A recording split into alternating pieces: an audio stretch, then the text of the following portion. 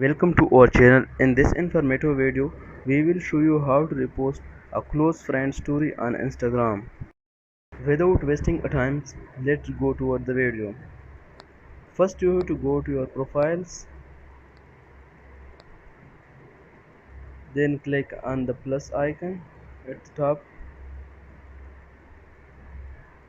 Once you click it, you show a number of options. So click on the story. Select any video to post as a story. So I select this one. You see the option close friends.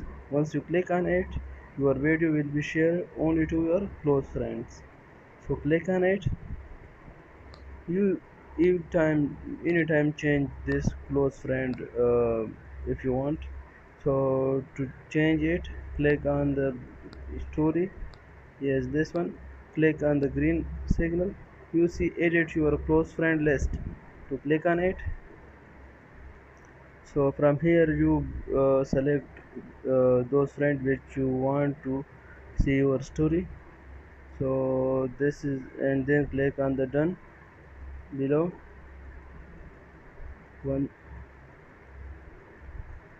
So the story is reposted only to your close friend. Thanks for watching.